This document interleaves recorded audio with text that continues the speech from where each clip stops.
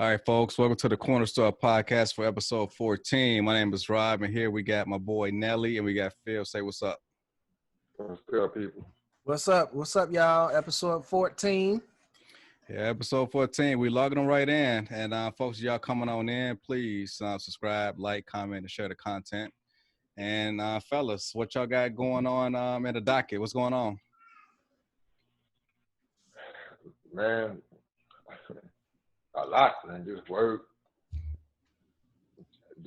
and just dealing with all this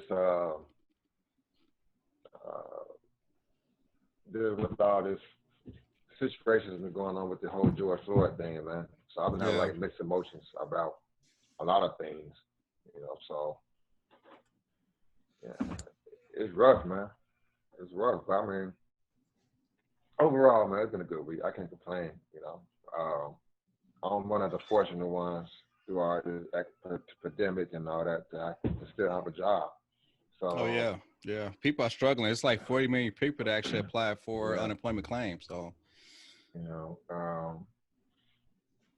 I don't take things for granted, man. But it's rough out here. I mean, a lot of people out here hurting, especially when they come to like you deal with the pandemic and not working for months. And then the George Floyd thing happened, and then the job that you're supposed to have been going back to get burned down, out of commission. It's like, man, what people gonna do? Right. Walmart. I don't think Walmart coming back on 83rd. You know how many jobs that just killed? Yeah, and plus in that community, it's hardly any money. So, It's actually they was probably looking for an excuse to even move in the first place. I mean, And you know what, guys? Like, I've been driving through the city to see, what places was hit hardest and whatnot. Mm-hmm. I think our side we hit our own side harder than any other community in the city. We're help from other people, so. I mean, with help from other people. Yeah, we're help. Right, Yeah, with help from other people. I mean, Oklahoma getting touched. Oklahoma did not get touched like that. No. Evergreen Park didn't get touched like that. It was just peaceful protest, but like no looting, no rioting. Dude, none of that craziness. 87th Street is ravaged, dude. 87th Street is only thing you really got there really is Food for Less is open, but Home Depot, but in the restaurants, Hey, what's that area touch? As far as like what a theater was and Home Depot? Yeah, all of that. Oh, okay. But they ain't hit Home Depot though, did they? Yes. Oh, they did. Yep, they hit got their home building supplies. They got all the air conditioning supplies. I haven't even been to the city since all this went down, so I have no idea how everything looks. So, and the area that I work at, Pilsen, they ain't really get hit like that either. When you come over this side of town, man, it's just.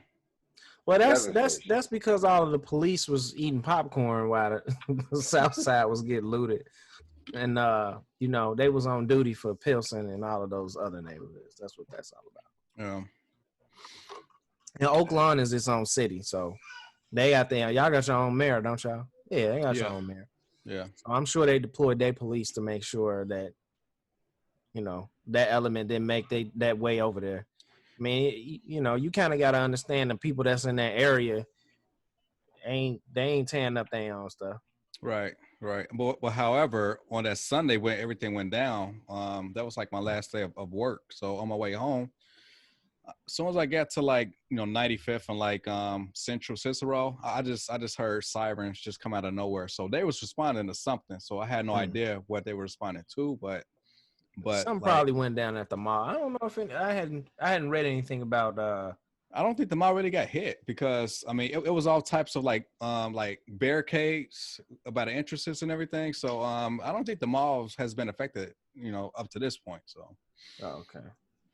Yeah, but they was responding to something because there was all types of sirens and fire trucks and shit, just hauling ass. So I had no idea. I mean, still, I really don't know what was touched at all. So, but I guess living in this area, I mean, I guess that's a good problem to have because being that still, I have no idea what was even touched. But if you go through the city, you could kind of automatically know hey, 87 was ransacked, and then you had like River Oaks, Right. and then 95th and Stony. I heard that was hit pretty hard. So Yeah, everything along 95th, 75th, 35th, 47, everything in our neighborhoods was ransacked.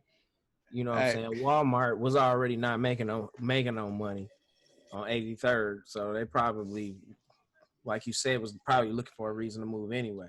right. But I mean, you gotta remember, man, millions and millions of dollars was lost downtown. Millions. Oh Whatever yeah, was lost downtown was way more than it was lost anywhere else in the city of Chicago combined. yeah. That's still a picture I saw on State Street.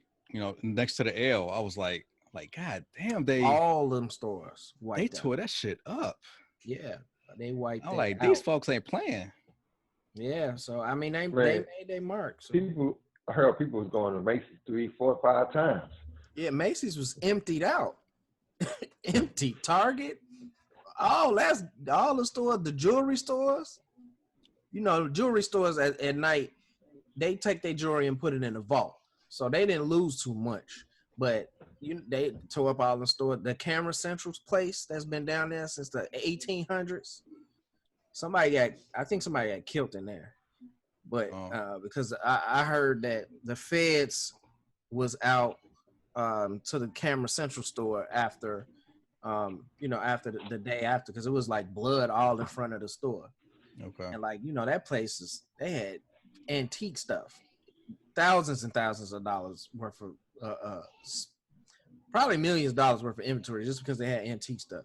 But I mean, yeah, all that stuff, all of the high end stores on the merchandise, on the Magnificent Mile, all that stuff got ransacked. So Wow. yeah, they lost way more money than we lost. Now, is it up and running today? Most of them stores. I think most of the stores that was boarded up. They opened. When did Lori say they could open? No. That was I think it was Friday. I think. No, I think that's. I think Lori said that they're trending towards letting stores open. I don't think stores have been open yet. I think that's the next phase. Okay. Wow. So, Okay, so y'all, we ain't open for business yet. Well, no, because my boss emailed me last week saying that the order was lifted. So I think this coming week is everything probably will be open. Okay. But still, people should just stay home. Ain't nothing changed, man. They done killed another dude. 2 days ago in Atlanta? Oh yeah, I haven't seen that video, but from what I heard, being that he took the officer's taser, I mean, it's probably going to be like a legal shoot. It probably would, but they fired the officer already. So. Oh, they did? Okay. Well. I mean, it's not equal force, man. He took a taser. He was running away. He just pointed the taser back, and he upped the pistol and started shooting him in the back. Oh, okay. So, all right. If you was gonna use the taser on him to keep him from doing anything, then how do you equate him using the taser against you by you pulling a gun out and shooting him, knowing that it's gonna kill him? Come on, man, that's bad. No. If you use the taser against the officer, then the officer's not going to be in a position to defend himself or herself. He wasn't by himself. It was more than one officer. It was 2 officers that tried to arrest him. Okay. And he fought with both of them, and he basically won. He got them off of him. He took one of the tasers, and he was running while he was getting tased by the other cop. So he getting tased, running still. He turned back and shoot the taser. Supposedly it hit the cop in the face. I don't see how that's possible. If he got hit in the face with a taser and he's still running, and he pull a gun out and start shooting, I don't see how that's possible. But presumably he shot him and hit him in the face, and that's when he pulled the gun and shot him 3 times in the back. But I mean, even if he did immobilize the police officer, it was another cop that was running after him. You can't shoot a taser twice. Okay. All right. Yeah. That's a fair point. Yeah. And then on top of that, They pulled a man over in a drive-thru. He's stuck, drunk, sleep in a car and park in the middle of the drive-thru. Officer walks up, beats on the window, can't even wake him up until he opens the door and say, "Hey man, you okay?" The guy wakes up and the officer says, "You all right? You know, blah blah blah. How about you pull over and just go ahead and park and sleep it off?" So he gave him the clear option to just sleep it off. He drove over there and stopped his car, and that could have been the end of it. Okay. He went back. The cop went back to his car, called another officer, and asked him what he should do. Then they decided they want to make an arrest. Oh. Oh. Oh. So he come back to the car with somebody else. You know what I'm saying? When they at this point, you done gave him. You know, you done pretty much said, you cool, man. I'm just gonna let you sleep it off. He could have gave him a ticket right there for this, you know, public intoxication, and that could have been the end of it. Took his keys, told him, hey, you know, find somewhere else, some other way to get home. That could have been the end of it. Was this video? Do they have video of this? Yeah, it's all over. I sent it to you. It's the body cam, right? It's the body camera? No, it was the dash cam. I think it was dash cam. Dash cam, okay. Yeah, somebody else filmed it. Okay. Because it was a drive-through full of people. And that's the other thing. You shooting at people and there's a whole bunch of people outside literally right next to you. Right. And you shooting at this dude. And there's people in their cars with their kids and shit. Come on, man. These police are just immature. They're stupid. That was just a stupid thing to do. He gave his license. He gave his keys up, his license up. He was out of the car cooperating. It wasn't until they decided they wanted to arrest him that he decided he wasn't going to go for that shit. You know what I'm saying? So, yeah, he was done for resisting. But up until that point, he was cooperative. Right. I mean, you jump from in like one state, the officer told him to just go ahead and park, and then you would just be cool from there. And then when the next squad car shows up, and then it's like a different tune. Like now, you know, you under arrest. So I could definitely understand why like the average citizen would like get really pissed off about that, because you know, in one breath, he told me I'm good. So right.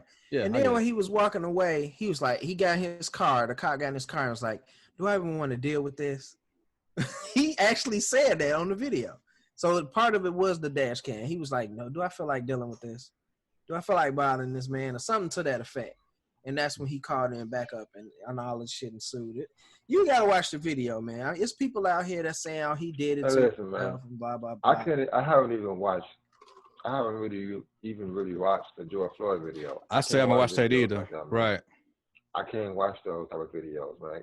It does something to me. So, I mean, I've been seeing clips here and there, but to watch the whole video, I can't do it.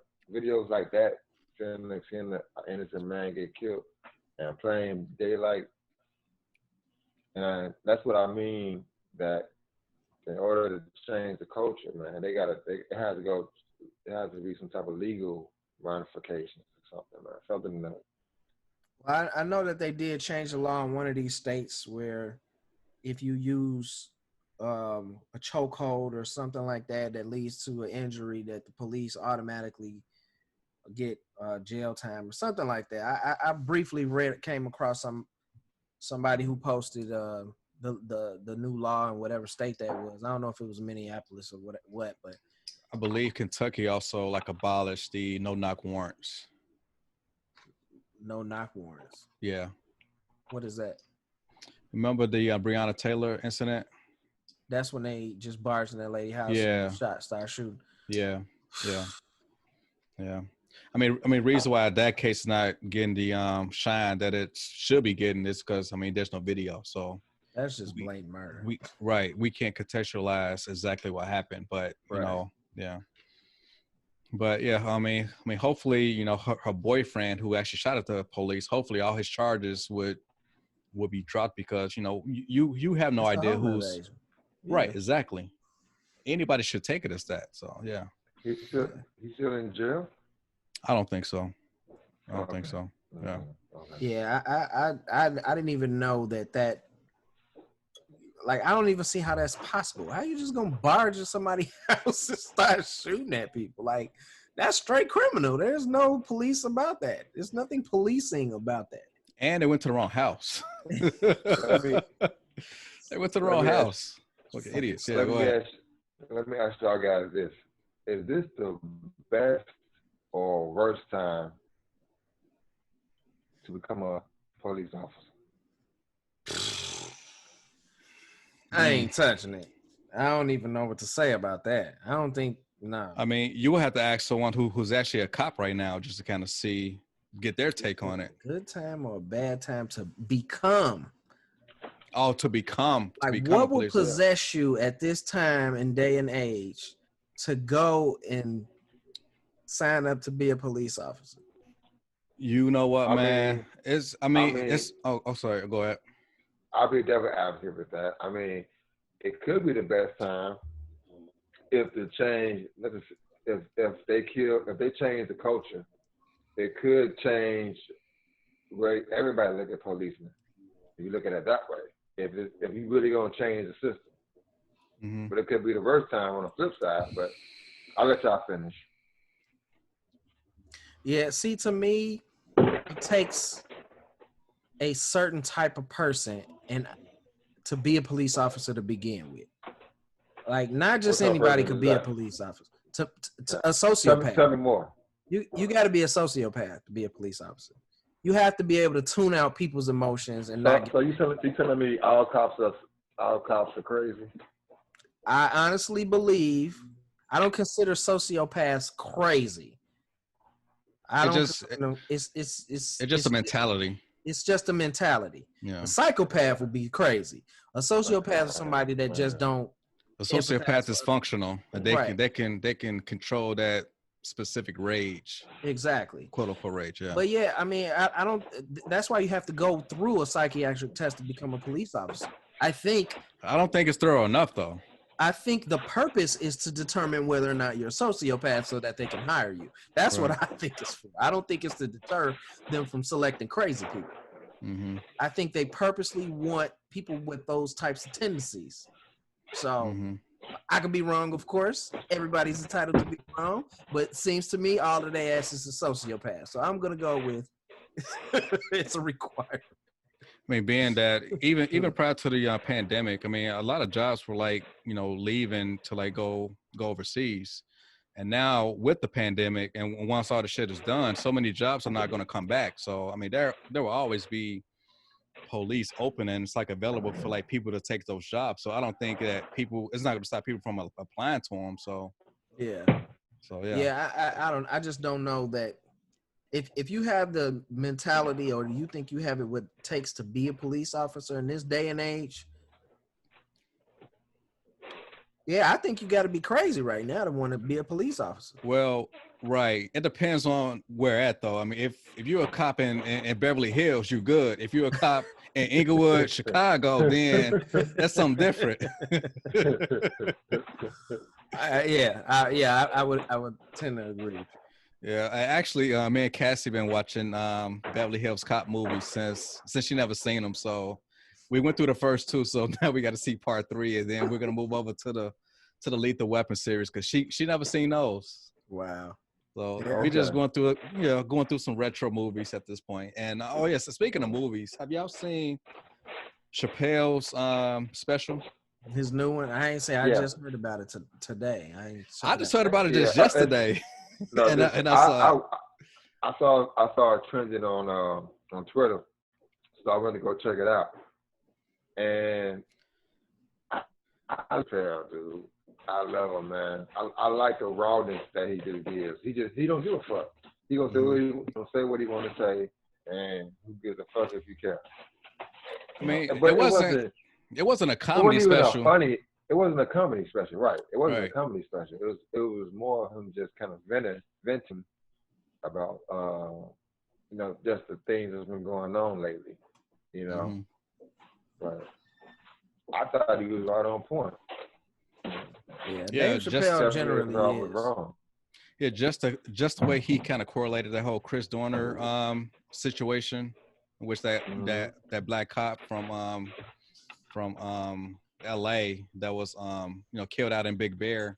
How he was kind of correlating how like the police kind of rallied around the way he killed their own men and women, and how today that's the way that we're kind of rallying against the cops for like killing one of our own. So it was kind of like perfect the way he kind of put that out there. Yeah, I'm gonna have to check that out. I'll probably watch It's only 27 minutes. It's a very short special, so yeah, I heard it. I literally just heard about it maybe like a couple hours ago. Oh, okay. So cool. I ain't been situated long enough to check it out, but yeah, I'm definitely check it out because this last few specials are on point. Let me ask you guys this question. While we on the whole Dave Chappelle situation, how many white friends do you guys have? White friends? Well, I say friends like that you associate with. It's several white coworkers I talk to like on a regular. Okay, what about you, Phil? I mean, I got quite a few white people I know. I ain't gonna say friends. I would say at some point in my life they were friends, but I mean, my circle is super small. I don't really deal with nobody but y'all. So if we talking about, if I expand my circle of friends, that I've known over the years that I still communicate with, I got quite a few. Okay, we don't really have to say friend. We could just say associate with, have conversations with. But yeah, I got. In that case, I probably have a lot of white friends. Okay. How you guys have had any conversation regarding this whole George Floyd thing and just the climate? Well, the one person that I had the conversations with, he was a Crip from Ohio, and he completely agree with everything that you would say. So he's biased. Okay. I mean, he's one of those people that kind of came from impossible beginnings. You know what I'm saying? He turned his life completely around. You know what I'm saying? He taking care of his family and he doing his thing. But he came up, going to jail, for dealing drugs and all that kind of shit. But he basically felt like he'd been treated like a black person his whole life. And I would agree with him because he done been through some shit. Yeah. That's my guy. Shout out. You know who you are. Well, my coworker Curtis, the one who went to my mom's funeral. I mean, he's probably one of my best friends, and we always have conversations about race. And like out the blue, he texts me, he's like, Lincoln, I love you. Like I was like, hey, I love you too, but did something happen? Then he texts back and said, well, with everything that's going on, I just felt that I had to like tell you that. I was like, oh, okay, it kind of makes sense. And we always had conversations about that, even prior to this whole George Floyd thing, because he thinks I'm a he kind of thinks I'm a like a bigot now. What gave it away? I mean, he's very liberal, and it seemed like the older I get, I'm starting to get more conservative. So he always called me out on certain shit. And and actually, funny story that he told me is that he's from like the Boston area, right? And his kids are like big Red Sox fans. And one of his kids said, "Oh, I wish I was black like Big Papi." And then Curtis told his son, like, hey, I don't think you know how America works, so I don't think you want to be black right now. So. Wow. But Kurt, he's a cool dude, though. Shout out to Kurt, though. Yeah, my guy, he just hit me with them not my white people. That was his response to the situation. Right. Because I had sent y'all that image where people were doing this this challenge where they were kneeling on people. Yeah. And he was like, man, them not my white people. And I was like, them not people at all. They just fucking aliens. But Yeah. I mean, fellas, like The- we as black men, I mean, we may have like a few allies, like like scattered like around the diaspora as far as the political arena. But if you look at the landscape like now, we really have no allies because like the Democratic Party, they don't covet the black man's vote. They ask for the black woman's vote. It's not like the GOP is giving us like an olive branch. So like, who do we turn to be an ally to like speak for black heterosexual black male issues? Rob, let me tell you something. We had this conversation, I think, last week. I think we have gotten to the point where you have to start looking to build within. Because ain't like you just said, we don't have any allies. So we need to build our own structure and make it as strong as it gets. Let them come to us. That's the point. We don't have there's no unity. Yeah. There's no unity. And I think the political structure the way it is now is outdated by leaps and bounds. Mm-hmm. Yeah. Otherwise you wouldn't have 85-year-old Joe Biden running for president. Facts. And let's just keep it 100. They just totally shitted on Bernie.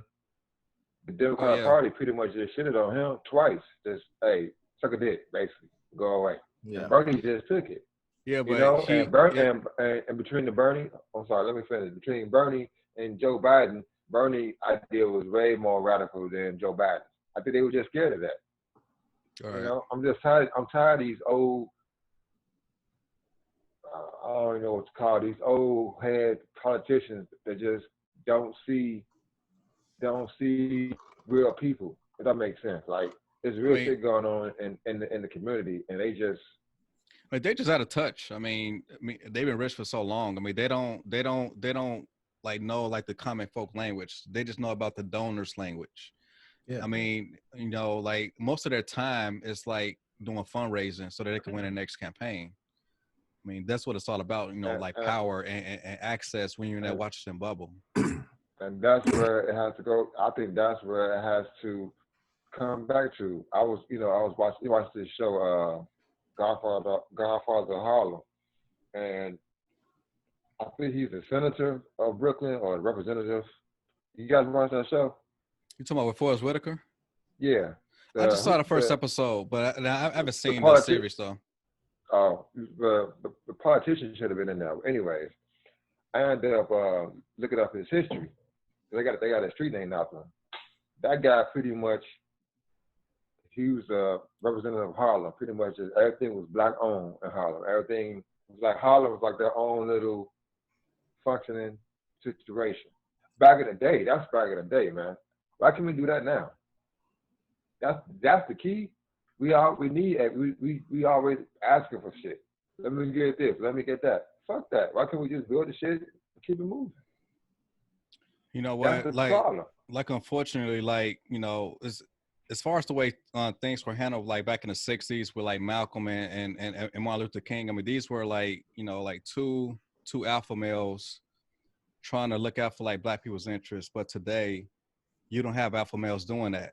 I mean, like with the whole Black Lives Matter. I mean, like at one end, they're using black men's deaths to like push like a separate agenda. If you look through the curtain. So like like when I was reading through that mission statement, it like literally kind of like internally like enraged me a little bit because like how dare these people use black men's deaths to like push an agenda to like kill the black family, and which is kind of undermine all of us. I mean, we three are like married men. We're trying to thrive our like family so that we can kind of build like the next generation like down the road. But like the fact that like they're just using black men's deaths, I mean, it really pisses me off. So like I don't know, man. It's just crazy. I think that, and we touched on this last week.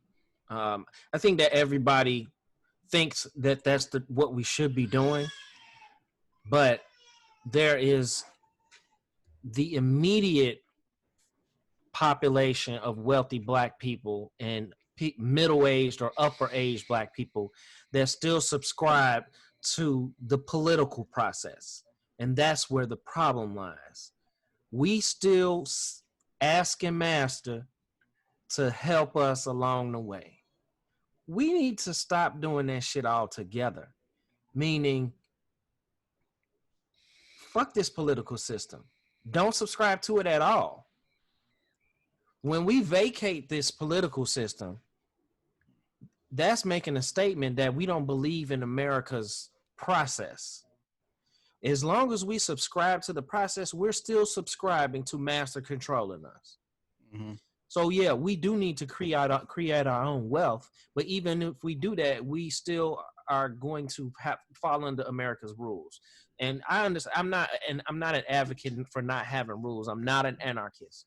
But at this time and day and age, the way that they're finding these celebrities who tweeted something 5 years ago or said something in a comedy strip 30 years ago, they should be investigating every politician at this point and removing all of their asses from office.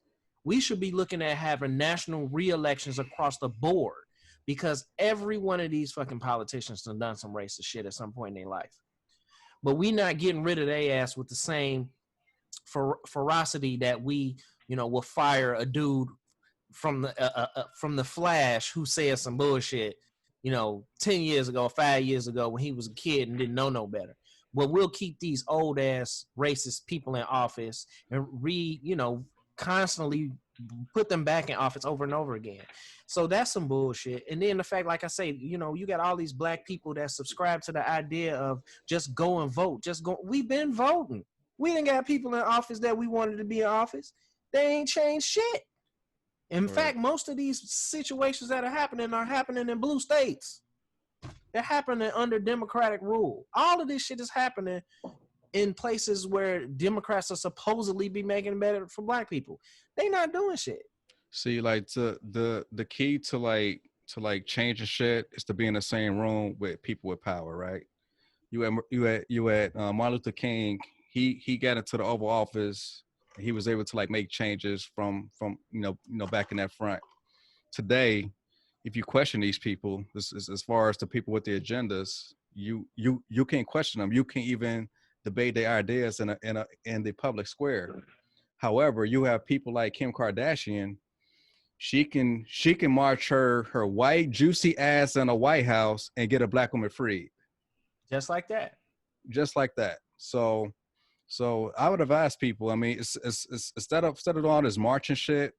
Change happens if you get into the same room with these powerful people. I think that's what a change should happen at. So, yeah, I think it'll happen. I mean, obviously you can see it happening, but that I just can't subscribe to our political system effectively working to change anything to our benefit. Dude, I think they clowns, man. I just think the Democrats, Republicans, they all clowns to me. Look at the Democrats. They decided, some people in the Democratic Party decided to put on, what's the type of thing? Man, come on, man. What's that again? Pelosi. They, the kente cloth. Yeah. Come on, man. If that wasn't a big dog and pony show. That is straight pandering, right? I mean, straight bullshit. It's like, come on, man. Like, come on. And people eating that shit up though. This is those people that's subscribing to that bullshit. They think that's a great thing. That's not great. That's ridiculous. It's absolutely that's not even pandering. That's saying, I know you're gonna go for this. Right. I mean, that's what the Hillary with the whole hot sauce in the purse, and that's what Joe Biden telling Charlemagne, you're not black if you vote. Or if you don't vote Democrat. I mean, it's just the same shit that they give us, but they not telling the same type of tune to Asians and Jews. I mean, I think we are the only people that they tell that to. I think right now the connection with politics and politicians and the people like we are that's on the ground, there's no connection now, man. There's no connection. They don't even hear people like me and you. We're not even on their radar, and that's the problem. A lot of these politicians, they get into office, man, and they lose connection with the people. It becomes more of a power struggle, where, my thing is some of these guys have been senators for 30 and 40 years. What the fuck have you really done? Really? What the They hell have you really supposed to done? represent their Okay, people. and I'm just gonna call out what's the man who office that the cops office is in Chicago. The one that was the officer was chilling in. What's the office? Bobby Rush. Bobby Rush. It was in his Bobby office. Rush. Yeah. Yes, it was his office. Bobby Rush is 105 years old. What the hell did he have in common with any of us? He's been in office forever. Tell me anything he done of significance besides being in the Black Panther. That's the only thing that I know him for is being a Black Panther. I won't say that he hasn't done anything for Black people. I only because I can't speak specifically to it. Right. I know he has been for Black people, for a long time. He's made efforts, but and I don't really fault him. I fault the fact that we haven't found anybody else to replace him to do for us what we need them to do. Instead of us seeking out better leaders, we subscribe to what's already there because it's familiar. Right, and we make excuses when, for those people when they make mistakes. We don't hold our own leaders to a high enough standard. You know what I'm saying? We all know, O.J. Simpson killed that woman. But in a heartbeat, we'll be like, nope, he ain't doing it. To another group of people. To us, we'll say, he ain't do it. Right. But to them, we're going to be like, amongst us, yeah. We'll definitely admit it, yeah. Yeah, but so in the same rules for Kim Fox, we know she was on some bullshit with Jussie Smollett. Hold on, for the record, I would admit it that he didn't do it to anybody, period, just for the record. Huh? I don't think he did it, just for the record. For real. You don't think he did what? Kill those two people. Oh, OJ. You talking about OJ? No, I'm talking about OJ. I don't know if he did it. I don't really even care that much, but I never say. The point I'm trying to make is we have a tendency to support people when they don't even deserve the support just because they Black. Right. We need to stop doing that. We just need to stop doing that. I mean, that's why we all voted for Obama because of his skin. But as far as lineage wise, he had nothing in common with us. I mean, honestly, probably most people had to vote for him based off of Michelle Obama because she is one of us. But he didn't come from us.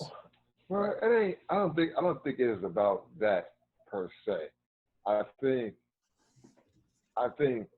deep down he probably wanted to do more for the Black community, but I think he felt like if he did, he would get badged for. That makes him a bad leader. Right. That's my point. Right. That's exactly makes him a bad leader. But on the flip side of this, now you got Operation Orange over there. Doing whatever you want to. Doing whatever the fuck you want to do. Spike Lee. When you want to do it. Okay, Spike Lee. I'm just saying, man. I'm just saying. Like, this dude does what the fuck he want to do, when he want to do it, say what he want to say. Now, why is Donald Trump in office? Because people thought that was a good change at that point in time. And I don't really think I really don't think, but listen, he was losing the popular vote. So basically, everybody, that group to me is what's most important. He lost the popular vote. He won from the electoral office, which is the dumbest shit ever. But so I think there's more people that don't like Donald Trump that like him at the end of the day. And my thing is, this dude just keep fucking up, and they just keep giving him chance after chance after chance. That's because they're not giving him chance. They making the same excuse for him that we made for OJ. That's their boy. He white. So my thing is, we just need someone that's on ground level, or one of us, as you said, Rob, one of us. But I never really consider Obama one of us. I felt like he's from the Chi, and he's in the area, but. And that's why I don't understand why people get mad. Obama didn't do what you expect them to do. You know? Mm-hmm. That's the thing that we just need leaders. Let's start with the leaders first, man. All right. And like you said, I don't know who next at this point. These guys been in office for so long. I mean, there's no shiny star coming down the road that's like really like Black. But I think we're in a time. I think we're in a time or place right now that if someone just locally had a push and had a vision and a plan about how they want to change our neighborhoods and this and that, I think that might just come from a regular Joe Schmo like me and you. I think people tired of the political aspect of it all. You know, Donald Trump has made the political whole scene a fucking joke. You know, it's a fucking joke. So we have to find someone who's not afraid to tell us the hard truth and then keep it real at the same time, bringing people together. But I think to me, unity as we know it, I don't think will never be the same. I think black people need to. I think at this point, black people realizing that they have to do for themselves because nothing else is going to work at this point. You know? I agree with that. I don't. I think. Yeah, I don't know that black people see that. I don't really think that. I mean, right now you got these basketball players that's forming a union to help people vote. They LeBron and all them, they didn't got themselves together to start this big push to get people back voting and all of that. Dude, you got all of these rich ass people. Why are they not investing in a black infrastructure? Right. That makes sense. Why do you want to continue to subscribe to this voting process? Think about it though. Think about it. Jordan is a billionaire. Oprah is a billionaire. We just start with those two. That's the top of the food chain. That's the top of the food chain, right? And they funnel that money straight down to other black entrepreneurs and whatnot. And one bank, they invest all the money in one bank. You can't tell me that's power right there. That's exactly the point that I pushed out last week and to other people. We have to, as a people, stop subscribing to the idea that voting is going to change our situation.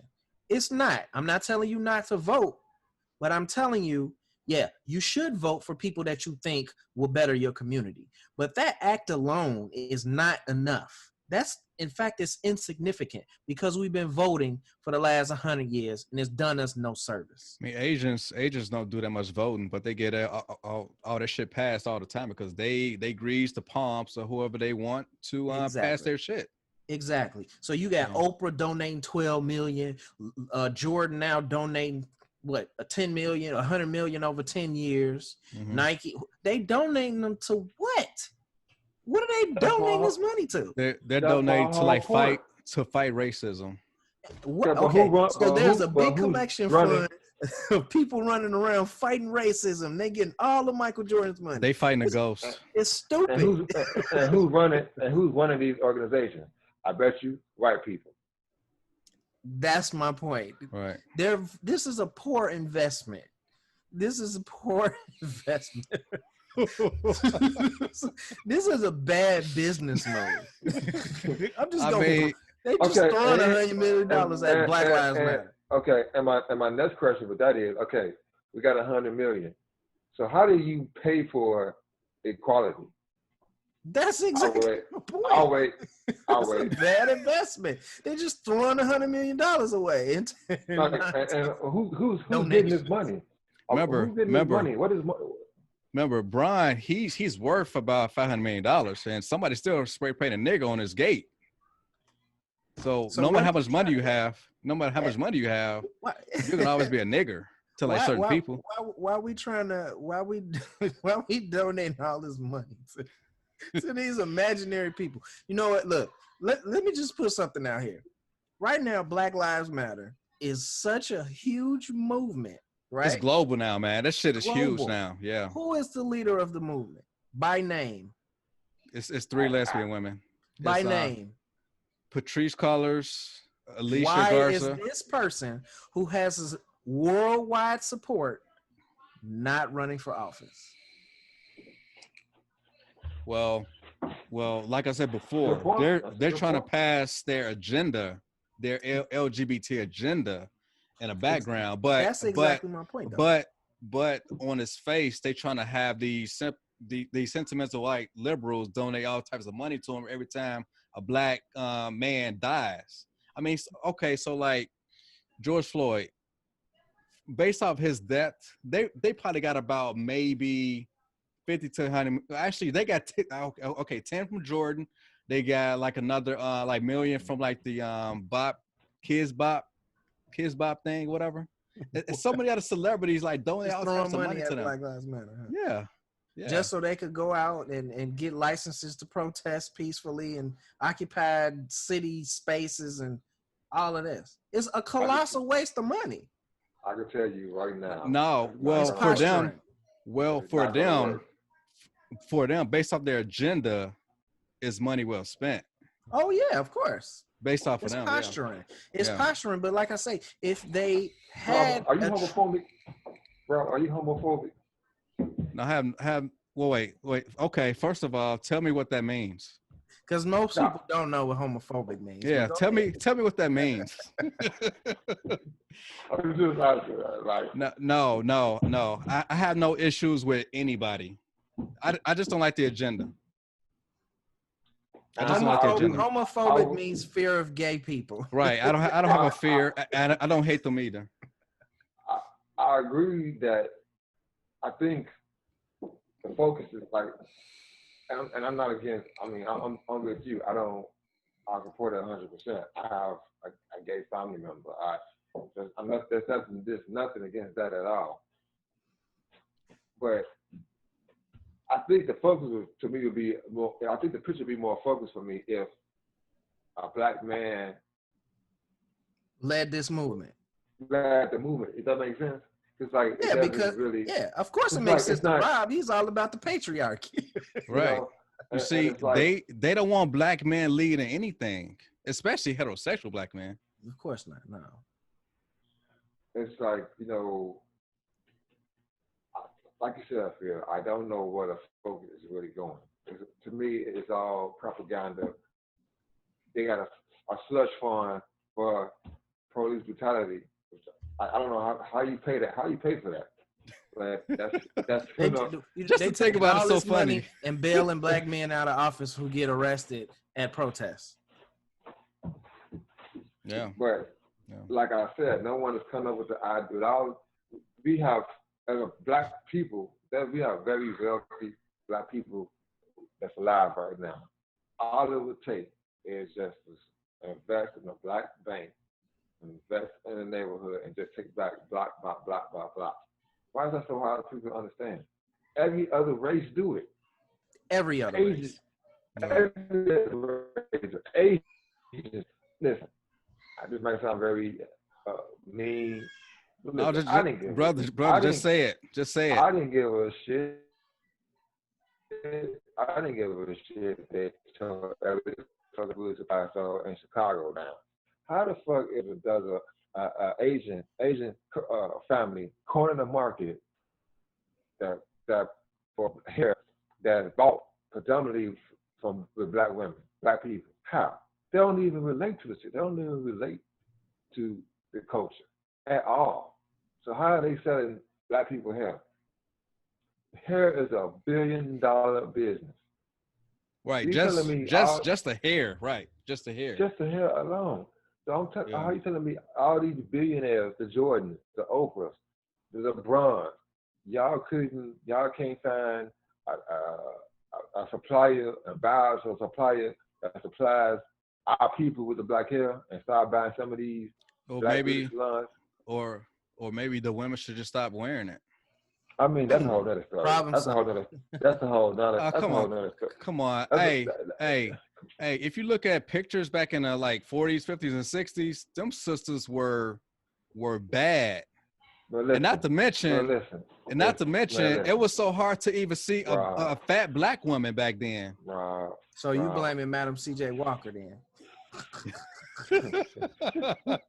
Rob, it's all her fault for starting a black business. Child telling a 23-year-old that her natural hair is beautiful.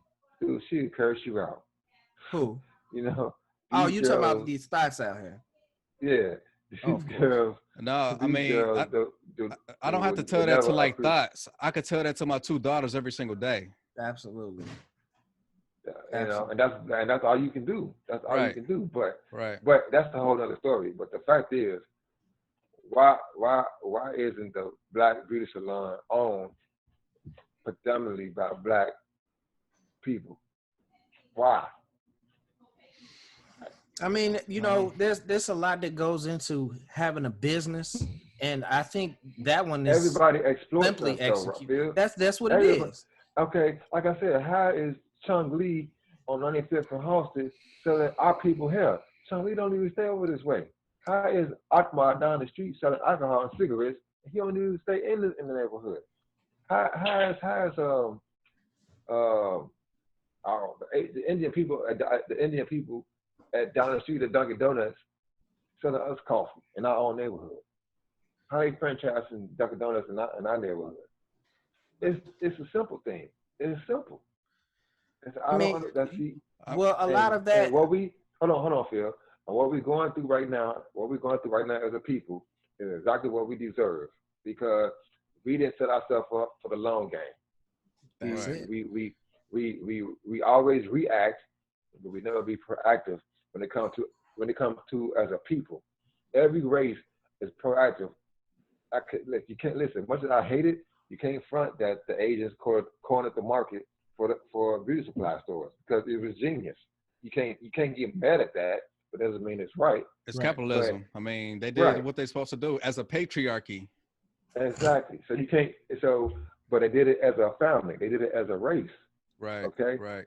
So why are we lacking so much leadership for us to come together and do this what everybody else been doing for decades? I And mean, Because that's why the thing is, we you never know. had anything though, as a people. We don't know our heritage. Our culture is constantly stripped away from us. So we are buyers. We're not sellers. We have to become sellers, but we don't have anything to sell other than our asses and our abilities, our talents. hmm And those are the markets we should be really focused on. If we gonna sell, if we're the best athletes, then we should own the stadiums. If we are the best musicians, then we should own the record companies. Those are things that we should immediately take advantages that we have and push that agenda first because these industries are making millions and billions of dollars off of us. hey, y'all. imagine, imagine if prostitution was legal. I mean, niggas go try to be pimps in order to make some some money. But So that's what we good I at. know that's the thing. but Basketball, that's football, and pimping. but I mean, but that's the thing though. Athletes now are really starting to monopolize on themselves as a brand. That's something that didn't really happen until Michael Jordan came along. So now you have athletes who are branding themselves, but they're still pushing products that belong to white people. Right. Why are and those who attempted to do something for us, the Stephon Marburys and the Shaqs, we just threw that to the side and said, "Oh, that's garbage." Oh man, them shoes only cost $18. I ain't I buying them ain't been shoes. exactly my point. But had we have done that, had we have invested in that, who's to say that, if Stephon Marbury's shoe would have been as popular as Jordan, then Nike wouldn't have been as successful as they are. You know what I'm Phil, saying? They would have needed to buy something from us. Phil, We have to Phil, become sellers. Phil, let me ask you this: who do you see? What race do you see the most that constantly wear name brand? Us, because we're buyers. We gotta look fly. Have you ever seen a white millionaire wear a pair of Balenciagas? Yeah, and I have, but that's mostly in Jersey, California. But no, you don't see that unless they're actually Right. just trying to be a douchebag. And that's my whole point. We spending all this money, all these companies that don't give a shit about us. Gucci proves that, but people still wear it, because they want to be the hip, they want to be part of the crowd. But how do we change that culture of wanting to look flashy and separate ourselves from everybody I else? think We it's gonna take a revolutionary effort from leaders, up and coming leaders who has a sense of what the community needs and wants. And for us people, the next generation, I think it may be too late for our generation, Yeah, obviously. it's definitely too Uh, late for ours because y'all uh, didn't want to start watching uh, and, football when Kaepernick and, took. and maybe the generation under us, it may be too late for. But generations after that, at least start something that's going to change the way black people operate, man. Because it can't be like all we know for is getting killed by cops and going to prison. Every time a black man get killed by a police officer, he's famous forever. He's Right. gonna He's a live on martyr. forever. He's a martyr, exactly. You know what I'm Yeah. saying? So why can't we change the narrative ourselves and start doing good business and building our business among each other? Let them come to us. You know. There are very simple things, very simple changes that we can start to make today to start to change the narrative that will impact us 2-3 years down the line, not 10, 20 years down the line. We talk about investing money and putting it in one singular bank. As a people, we don't have to be rich to take all of our money out of banks, out of white banks and put them in a black bank. We're going to still have the same benefits because there are black banks that have the same savings, checking accounts and loans and stuff that you can get at a white bank. We just don't do it because one, the bank is either not popular or well known enough, or because we are comfortable or we don't trust change. Well, you could very easily take your money out of whatever bank you bank with and go and put it in, I don't know, Seaway or whoever is. I don't even know who the black banks are, but you could easily do that, and we could easily have push the movement. All of the Black Lives Matter money that's going into that Black Lives Matter account could very easily be shifted to a black bank. I'm sure it's not in the black bank. That would effectively remove billions of dollars from white capitalists and move that to a black institution. That could very easily be done. We do have to start a movement to make people make that effort. I think people like Jay-Z. I think people like Jay-Z. I think people like LeBron. I think they have the power and the cachet to make that next step and make it about the black movement. That's one thing I can't say about LeBron. Basketball, besides basketball, he's on some real life shit. Like he has that black mentality where it's black first, and I'm trying to help, my black people, even just opening up schools and whatnot. I think he has that mindset. It will take somebody like him to kind of push that next generation. We don't have anything to fall back on, man. And it seems like all we do is just react. We definitely don't. Is that black bank still on 47 and King Drive? Ghana. I can't think of it. Somebody mentioned it to me a week ago when I brought it up. It is still on 47th Street. Okay. I think Seaway was at some point was a black owned, but I think it got sold. So right. So you're talking about on 35th and King Drive? Yeah. 87, it was one 87 too. Yeah. Oh, 87. Okay. Right. Yeah. Okay. So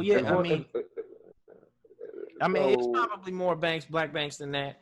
But like I say, we would have to push the agenda. Well, okay, now we're going to take our money and put it in black banks. That's step one. You know what I'm saying? Now, all of these other banks are going to be thirsty for our business. So you know what they're going to start doing.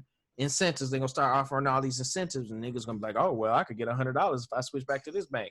And they're going to go but that's the thing, too, though, Phil. That's all we were for $100. Phil. But that's the thing, too. As a black bank, you should be doing all you can to connect with the neighborhood, and they're not, and the people. And like every day when I go to work, and I hate it, much as I hate them, but every day I go to work, when we call them, I have ads from Rent Trust. Rent Trust is in Pilsen. They have a bank in Pilsen, and every other day they got a flyer from Rent Trust, promoting their services, saying what they offer, that type of stuff. As a black bank, I could, like you said, we barely know what a black bank. We can name one or two at the most. they have to do better to promote themselves to the black neighborhood. I agree, but I mean, you know, they're small banks. It's hard for them to reach out to people. Whatever their problems, their issues are, we could resolve that simply by investing in them, putting our money in a bank. Because Right, once they put our money in a bank, they have to reinvest it. Right, but how you gonna know? How you gonna invest in the bank if you don't know who they are? But that's just what I'm saying. We start that movement of communicating that to our peers, and you know, the same way you could wake up on and look on Facebook, and now everybody then change their background to black, or you know, the rainbow flag, or whatever. Blackout Tuesday, as simple as that. It's just people have to understand that this type of change can be beneficial, and like I say, that's just one thing. You know what I'm saying? We still need our wealthy brothers and sisters to invest.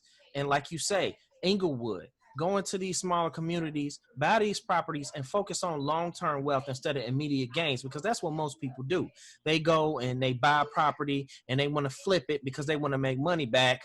But you know, somebody in terms of long-term, they should be buying it. If they come in and they buy these properties and then they rent them out, and work with people who are, you know, maybe middle class, who right now are paying $1,400-1,500 for rent and can't really move around and start their own business because so much of their own expenses are tied up in their own living situation.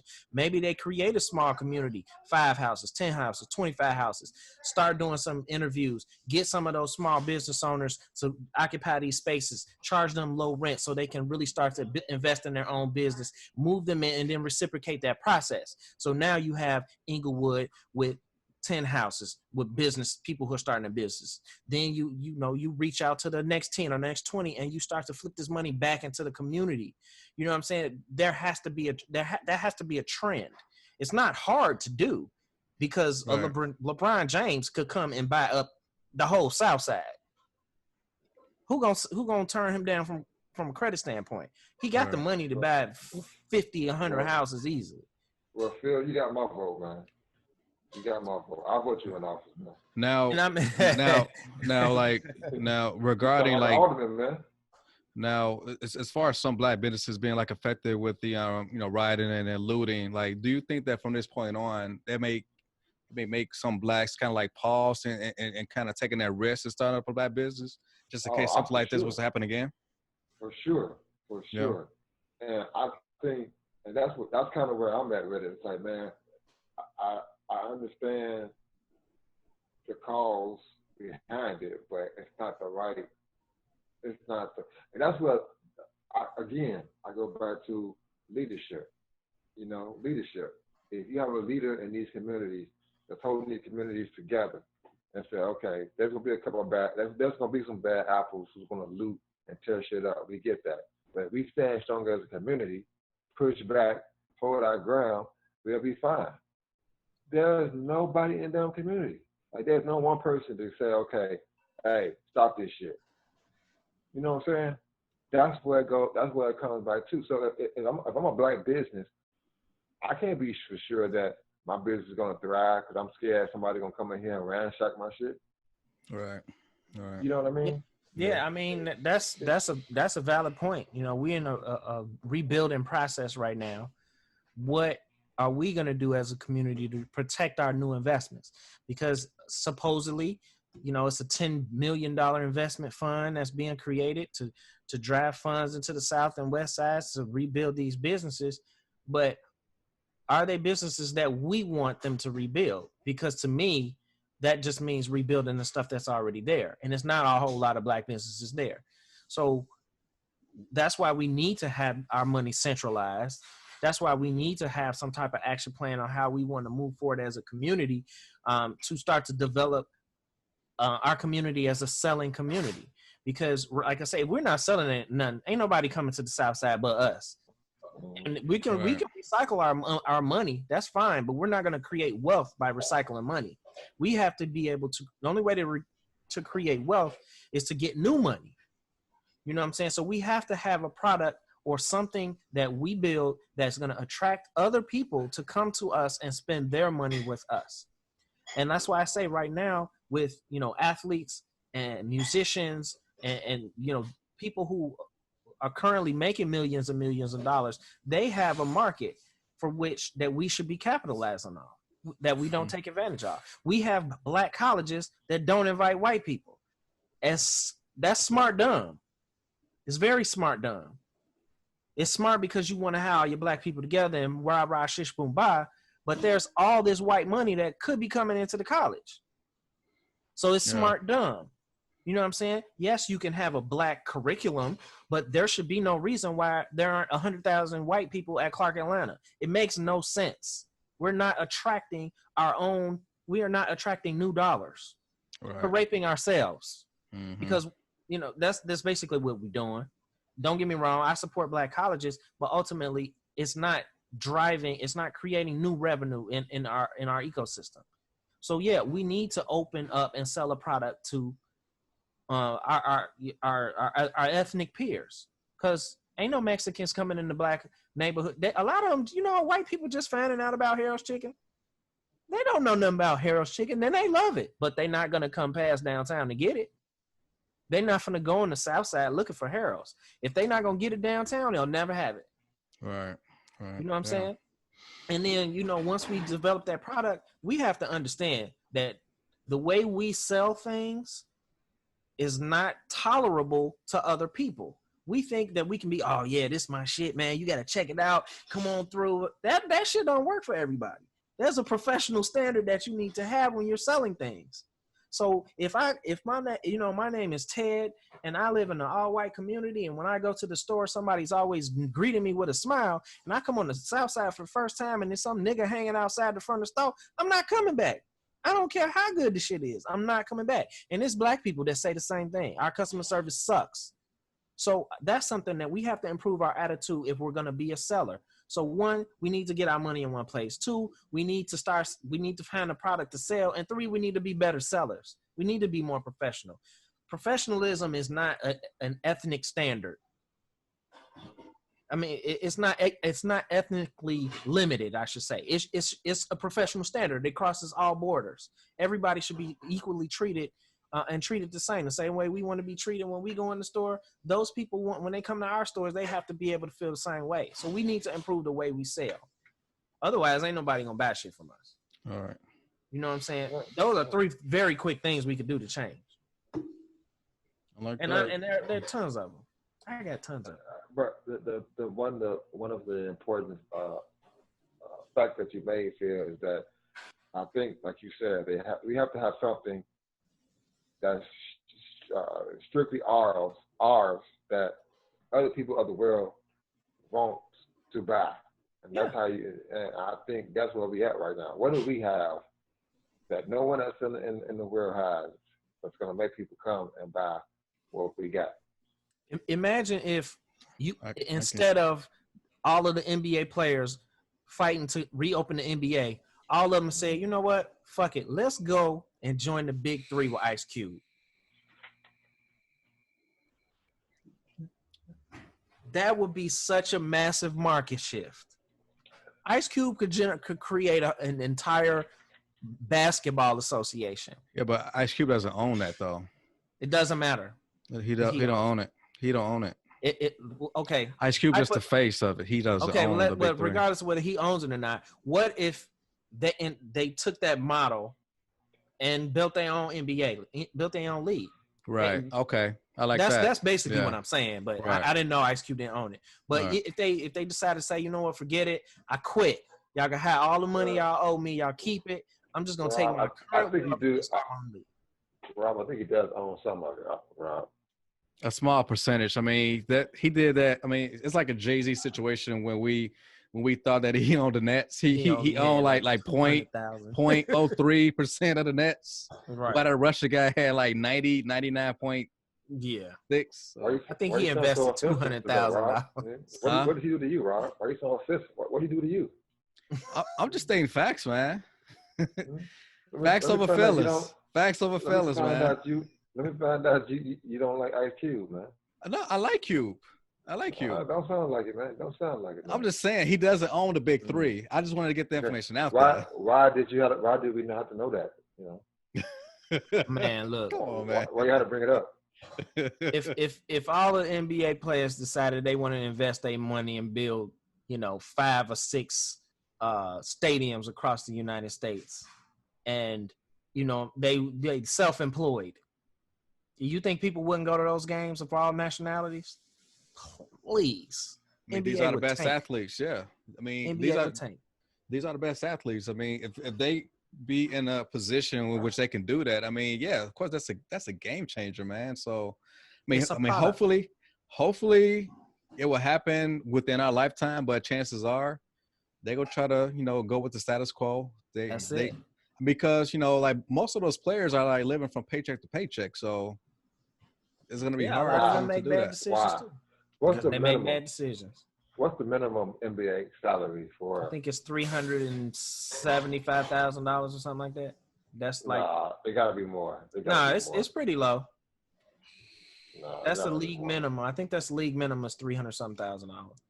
Well, it was the last time I looked, which was a while ago. But I mean, Yeah. like you said, they make bad decisions. They invest in a bunch of crap and spend money on stuff, trying to look rich and all that dumb shit, buying Ferraris and stuff. Mm-hmm. And they get that big signing bonus and think that this shit gonna last forever, and then they go broke after they retire. And so many NBA players that left the league after getting too old, and you never hear them about it again, and then all of a sudden they randomly pop up on a car commercial or some shit. Yeah, I mean that's unfortunate about us, about our people. I mean, we just don't have that financial literacy, from like day one. Yep. So, like the more money you make, I mean, the more you could try to live that type of lifestyle as much as possible. And once your playing days are over with, I mean, they still trying to live that lifestyle. Mm-hmm. But within their first contracts, they're buying $10 million houses. I mean, you don't need to do that, especially for that city that you're playing for, because chances are you will be traded, and then you got to sell that house, and you're probably gonna sell it, for like way cheaper than what you bought it for. Exactly, because you're in a rush to get rid of it. Yeah, and you probably only spending probably what, a tenth of your year actually at home. Right. You're always training, and then when you're not training, you in season. When you're not in season, you traveling. Or during the season, you traveling. So you're really just buying it for your family anyway. Right. So guys, the minimum salary for the NBA players is $582,000. Okay, so they go up a little bit. I mean, not only that you got to keep up with your living expenses. I mean, child support for those who got baby mamas. And as far as you have like your own chef, your own personal trainer, I mean, all this shit costs money. And plus, I think 5 or 10% of your salary goes to your agent. So it's a lot of palms being greased, man. And I mean, I can see why that money just goes away so quickly. But I think, the problem is this too. If you're an NBA basketball player and you made over 300 something, like you Kevin Garnett, and you made over 300 something $1 million your career, you can't really live as much as you want to. You can't live amongst the peasants. You can't. So you kind of forced to buy that $10 million house because you got that security and safety. You can always buy a cheap house somewhere. Nobody gonna know who you are. For example, you could move to Arizona. Property taxes are awfully low down there. Like imagine, imagine if I was like a caliber player, like let's say Levine with the Bulls. I think his contract was probably like maybe 120. I mean, he's really not getting 120. He's probably going to get maybe $60 million, after taxes. So, if I was in this position, I would probably get like a little apartment somewhere in the like off of Roosevelt. Yeah, that's where he lives though. Don't he live downtown somewhere around there? Okay, and then I would probably buy like a nice $400,000 house somewhere like I don't know, maybe California, because he went to school out there at UCLA, so I believe he's from out there. But yeah, I'll have like a home-based house, and then in my playing city, I'll just maintain like a little apartment. I mean, I don't have to buy a $10 million house just to stunt. I mean, that's what our people do. Over Yeah. there? How many people you want in a $10 million house anyway? You got a $10 million house. You gonna invite if you invite 20 people, somebody gonna steal something. So why would you even want that many people in your house? Oh man, I ain't going. But I mean, it's easy. It's easy to talk that when you don't have $1 million. There's just $10 million to spend or something like that. If you got $500 million in your account and you like this $10 million house, you probably gonna buy it because you just like it. This is what it is. I mean, hey, Warren Buffett. Warren Buffett is worth $57 billion. Have you seen his house? No. He has like maybe a 2,000 square foot house in Omaha, Nebraska. That's what Kanye want to move to. Oh, he want to move to North Dakota, South Dakota, I think. One of them two. Wyoming. Okay. Wyoming. Oh, it's Wyoming. Right. Wyoming, yeah. But that's the point exactly. Black people are not taught financial responsibility. Yeah. But it goes back to what we were saying about always buying the most expensive brand. Yeah. Like, we're not financially responsible. Hey, where y'all shop at?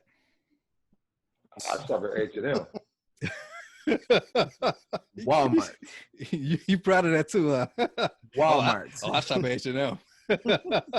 Wait. Hey, did this come from Walmart? Old Navy, $6.99. Old Navy. Hey man, listen, I'm 42 years old. I mean, I have to dress like I'm 42. That's all I'm saying. You dress like you 25. What are you talking about? You looking like Quavo, motherfucker. Right. You dress like you like Quavo. You still wearing chains, man. Hey man, don't hate. Don't hate. We're just speaking from what we see. There's no hate. There's no hate, man. You just can't say what you said. What you said was just wrong. Because y'all want to wear, because y'all like wearing dad clothes. I'm straight. I don't know. I guess a t-shirt and some pajama pants. I guess you probably got some sandals, open toe sandals with the socks, two socks on, too, don't you? House shoes. I'm in the house. I got Crocs. Exactly. My whole point exactly. I shop at like Ross, Marshalls, Target, Walmart. Crombie and Finch. Don't you? You shop at, you somebody like they shop at Crombie and Finch, don't you? Abercrombie. That place still open? You know what? If I was the same weight I was for Eric's wedding, I shopped there, but I'd have picked up some weight from this quarantine and having a baby, so I can't fit them clothes right now. But actually, I had ordered like a Peloton bike. It's gonna be here in August, but I'm going to lose all that baby fat, man. See, look, Peloton bikes. We're talking about being financially responsible. He going to buy a bike with a TV. Come on. Hey, where is the black-owned bike at? Why didn't you just make your own bike? Why you ain't make your own Peloton bike? All you got to do is get a cheap bike and put a tablet on it. A couple sensors. This is easily done. Well, actually, I had bought that bike prior to the whole protest and shit, so. Yeah, and then also, so the protest is okay. We not having behind the protest. You spent a whole bunch of money on that other bike that you had too, and it's sitting in your garage. You know what? I don't have time to go to the lakefront. And plus, the lakefront is closed. You can still ride it on the street. You live out Cologne. Hey, we need to get some bikes. I need some bikes. Yeah, we need to get some bikes together and take the kids bike riding, man. Oh no! You know what? I got like one of those bike trailers, man. You said what? What did you say, Phil? I said, nah, fucking kids. I got a bike trailer, man. So I'm always taking the girls around the neighborhood. It's like a little 2-seater. Oh, you pull them around? That's cute. That's cute. Yeah, that's cute. Yeah, I'm getting a bike soon. We all can definitely hit the road, man. Ain't nothing. We definitely should do that. Okay. Yeah, I'm good with that. But I mean, you know. I'm sorry. What? Go ahead. Nah, I was gonna ask you, y'all got any parting words? Nelly. Words to live by.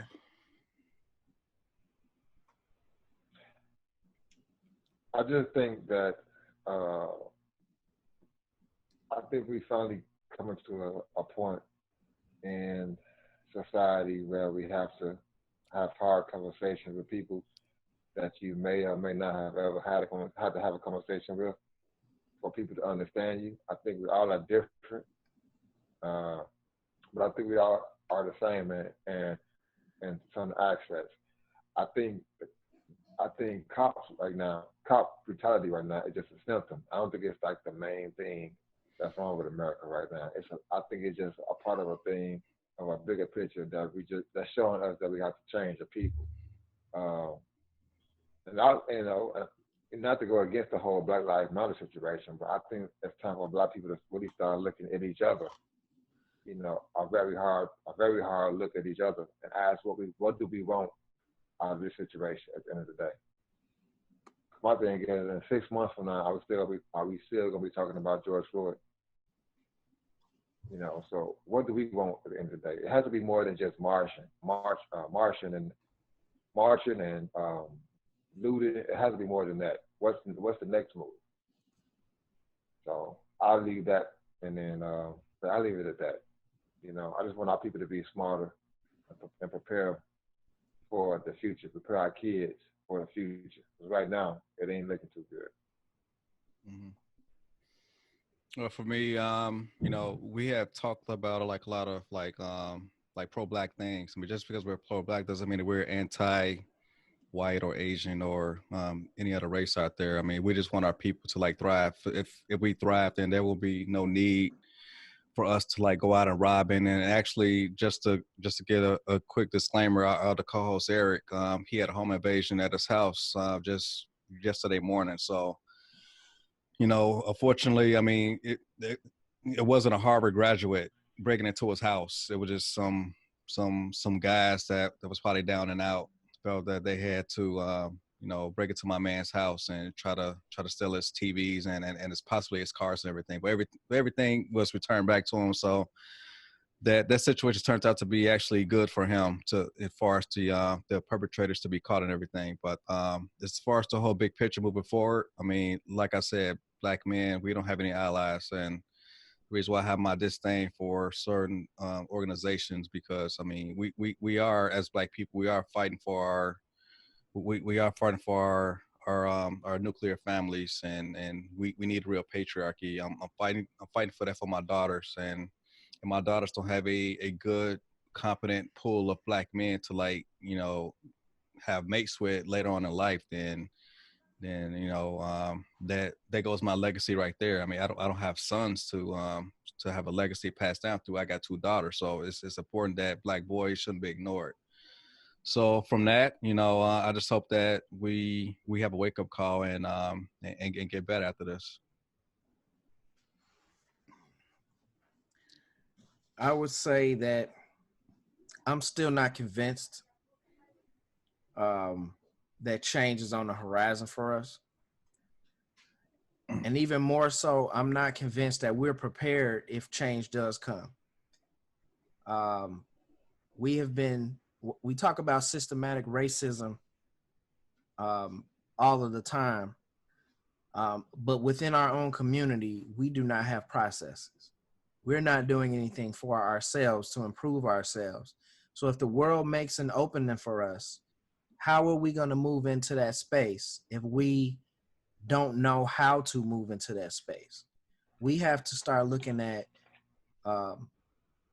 looking for our leaders to step up, looking for those people who are empowered in our community to not only be leaders, but to invest in our community and start to teach and educate us as a people in how to operate within a society that has historically cast us out to the outer edges of civilization and taken advantage of us. So if we want to push to open this door for us to be able to step into, we can't walk into it assuming that now that we have a seat at the table, that the way that we behave and the way that we carry ourselves is supposed to be acceptable.